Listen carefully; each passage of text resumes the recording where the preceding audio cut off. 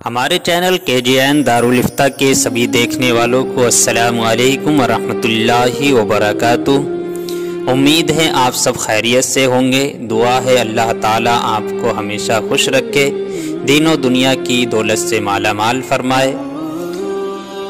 آپ سے اپیل ہے دوستو، اگر آپ ہمارے چینل پر نئے آئے ہیں تو چینل کو سبسکرائب کر لیں، ویڈیو کو لائک کر دیں اور اپنے دوستوں تک شیئر کر دیں۔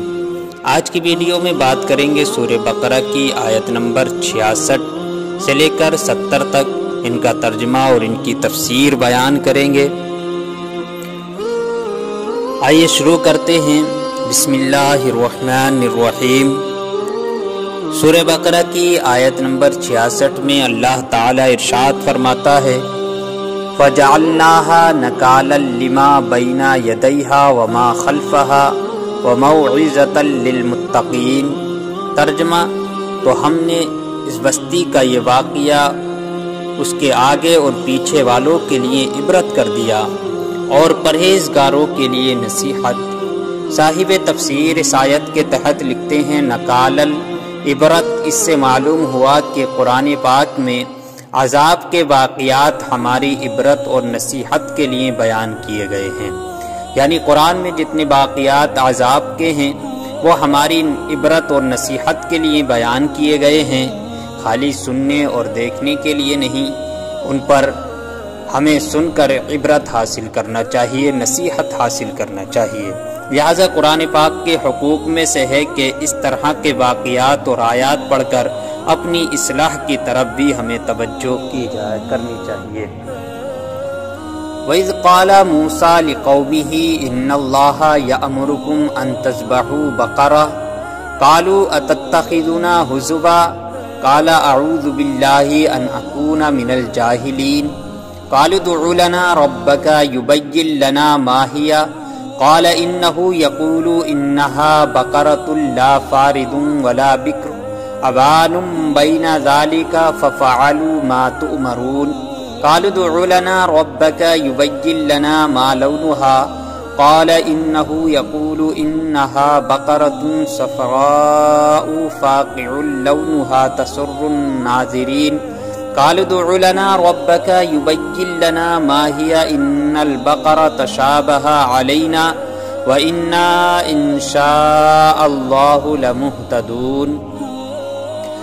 ترجمہ، اور جب موسیٰ نے اپنی قوم سے فرمایا، خدا تمہیں حکم دیتا ہے کہ ایک گائے ذبح کرو، بولے کہ آپ ہمیں مسخرہ بناتے ہیں۔ فرمایا، خدا کی پناہ کہ میں جاہلوں میں سے ہوں۔ بولے، اپنے رب سے دعا کیجئے کہ وہ ہمیں بتا دے گائے کیسی کہاں۔ وہ فرماتا ہے کہ وہ ایک گائے ہے، نہ بوڑھی اور نہ اوسر، بلکہ ان دونوں کے بیچ میں، تو کرو جس کا تمہیں حکم ہوتا ہے۔ بولے، اپنے رب سے کہہ دیجئے، یعنی دعا کیجئے کہ ہمیں بتا دے اس کا رنگ کیا ہے۔ کہا، وہ فرماتا ہے وہ ایک پیلی گائے ہے جس کی رنگت دیکھنے والوں کو خوشی دیتی ہے، یعنی خوش کر دیتی ہے۔ بولے، اپنے رب سے دعا کیجئے کہ ہمارے لیے صاف بیان کرے وہ گائے کیسی ہے۔ بے شک گایوں میں ہم کو شبہ پڑ گیا، اور اللہ چاہے تو ہم راہ پا جائیں گے۔ صاحب تفسیر اس آیت کے تحت لکھتے ہیں، وَإِذْ قَالَ مُوسَىٰ، اور جب موسیٰ نے فرمایا، ان آیات میں یہودیوں کو جو واقعہ یاد دلایا جا رہا ہے اس کا خلاصہ بنی اسرائیل میں ایک مالدار شخص عامیل کو اس کے عزیز نے خفیہ طور پر قتل کر کر دوسرے محلے میں ڈال دیا تاکہ اس کی میراث بھی لے لے اور خون بہا بھی، اور پھر دعویٰ کر دیا کہ مجھے خون بہا دلوایا جائے۔ قاتل کا پتہ نہ چلتا تھا۔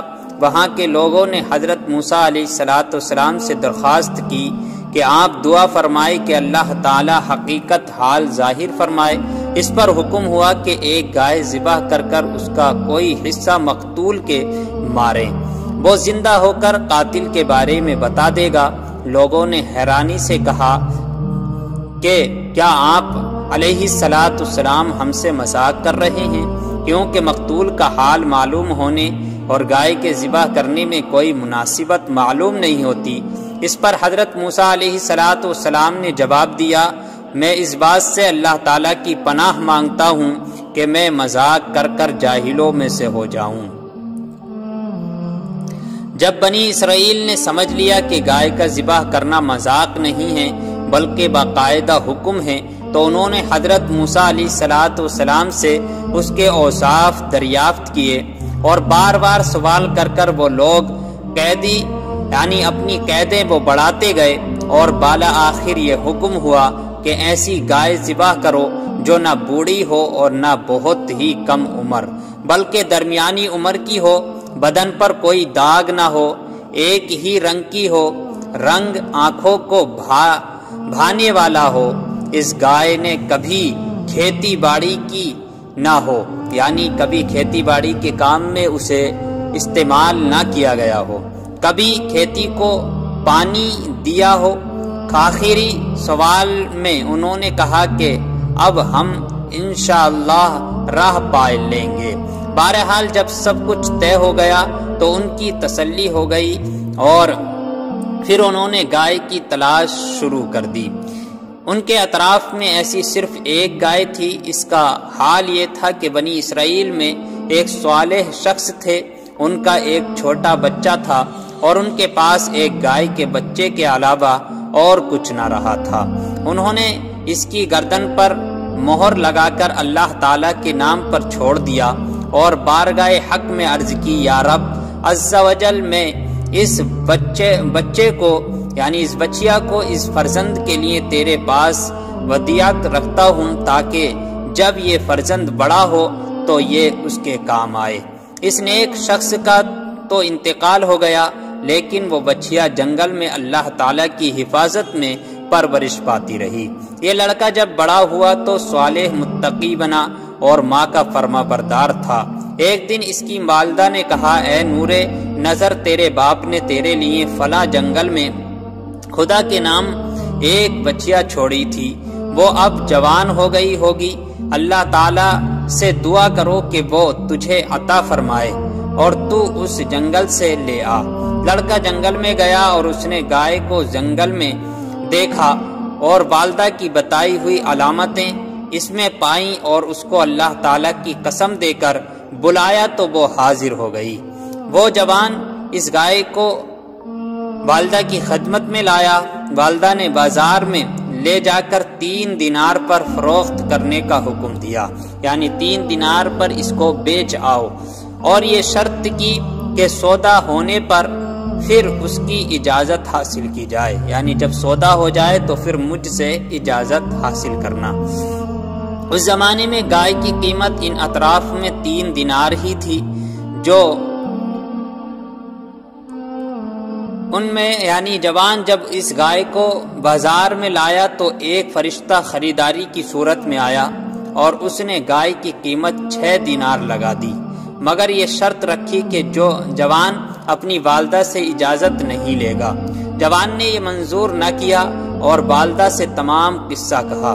اس کی والدہ نے 6 دینار قیمت منظور کرنے کی تو اجازت دے دی، مگر بیچنے میں پھر وہ دوبارہ اپنی مرضی دریافت کرنے کی شرط لگا دی، یعنی جب بیچو تو میری اجازت لے لینا۔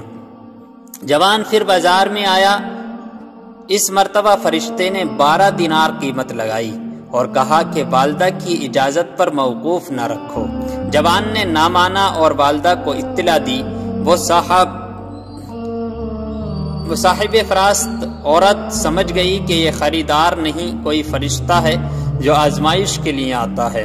بیٹے سے کہا کہ اب کی مرتبہ اس خریدار سے یہ کہنا کہ آپ ہمیں اس گائے کے فروخت کرنے کا حکم دیتے ہیں یا نہیں۔ لڑکے نے یہی کہا تو فرشتے نے جواب دیا کہ ابھی اس کو روکے رہو، جب بنی اسرائیل خریدنے آئے تو اس کی قیمت یہ مقرر کرنا کہ اس کی کھال میں سونا بھر دیا جائے۔ جوان گائے کو گھر لایا، اور جب بنی اسرائیل جستجو کرتے ہوئے ڈھونڈتے ہوئے اس کے مکان پر پہنچے تو یہی قیمت طے کی، اور حضرت موسیٰ علیہ السلام کی ضمانت ضمانت پر وہ گائے بنی اسرائیل کے سپرد کی گئی۔ گائے ذبح کرنے والے واقعے سے معلوم ہونے والے کچھ مسئلے ہیں۔ اس سے واقعے سے کئی چیزیں ہمیں معلوم ہوتی ہیں۔ نمبر 1، نبی کے فرمان پر بغیر ہچکچاہٹ عمل کرنا چاہیے، اور عمل کرنے کی بجائے بار بار اس پر سوال کھڑے کرنا یہ بے ادبوں کا کام ہے۔ دوسرا، پیغمبر جھوٹ، دل لگی اور کسی کا مذاق اڑانا وغیرہ عیبوں سے یہ پاک ہوتے ہیں۔ البتہ خوش طبعی ایک محمود صفت ہے اور ان میں پائی جا سکتی ہے۔ تیسرا، شرعی احکامات سے متعلق بے جا بحث مشقت کا سبب بنتی ہے۔ حدیث شریف میں ہے کہ اگر بنی اسرائیل بحث نہ نکالتے تو جو گائے ذبح کر دیتے وہی کافی ہو جاتی۔ چوتھا، انشاءاللہ کہنے کی بہت برکت ہے۔ حضور پر نور صلی اللہ علیہ وسلم نے فرمایا، اگر بنی اسرائیل وَإِنَّا إِنشَاءَ لَمُهْتَدُونَ نہ کہتے تو کبھی وہ گائے نہ پاتے۔ پانچواں، جو اپنے عیال کو اللہ تعالیٰ کے سپرد کرے اللہ تعالیٰ اس کی عمدہ پرورش فرماتا ہے۔ چھٹا، جو اپنا مال اللہ تعالیٰ کے بھروسے پر اس کی امانت میں دے اللہ تعالیٰ اس میں برکت دے دیتا ہے۔